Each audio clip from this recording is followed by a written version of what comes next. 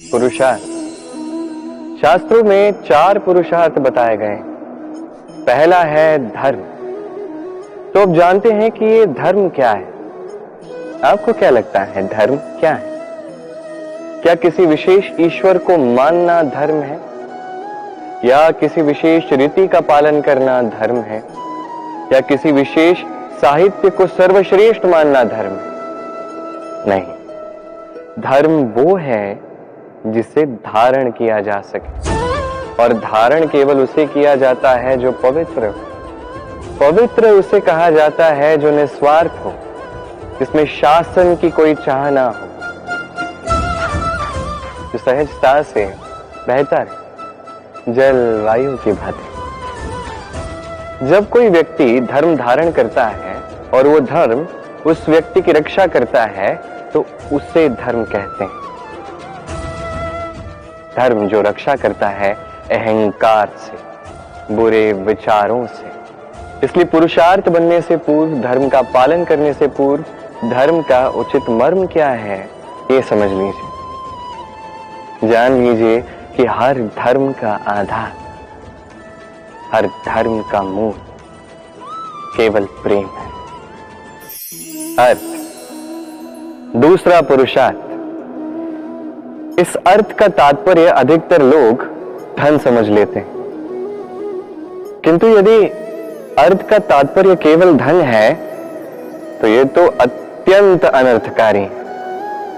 तो अर्थ का अर्थ क्या है? अर्थ वो जो हमारे जीवन के लिए आवश्यक है, जो हमें सुख दे सके, शांति दे सके, क्योंकि वही तो सबसे अधिक मूल्यवान है।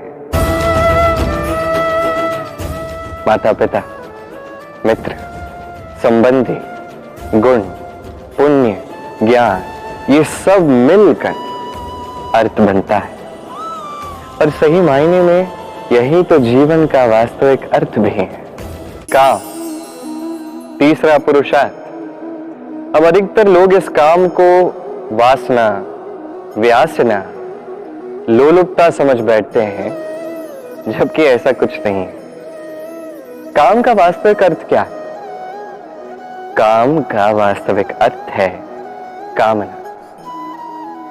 हर एक व्यक्ति, हर एक मनुष्य, हर एक जीव इस संसार में किसी विशेष कारण से आता है। उस कारण को पूर्ण करने के लिए कर्म करना काम है।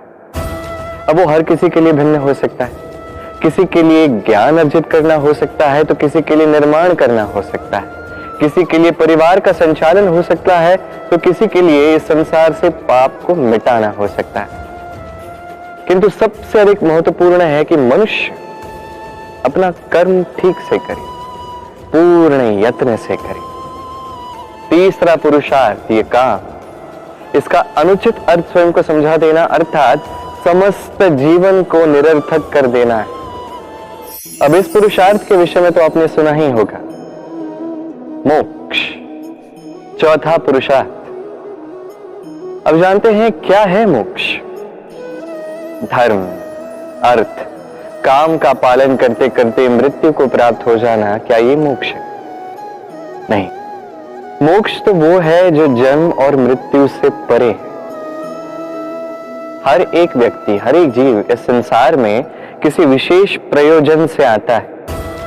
धर्म पूर्वक रूप से अर्थ कमाना, प्रयोजन को पूर्ण करने का प्रयास करते करते उस प्रयोजन को पूर्ण करना मुक्ति की ओर ले जाता है, जो मोक्ष है।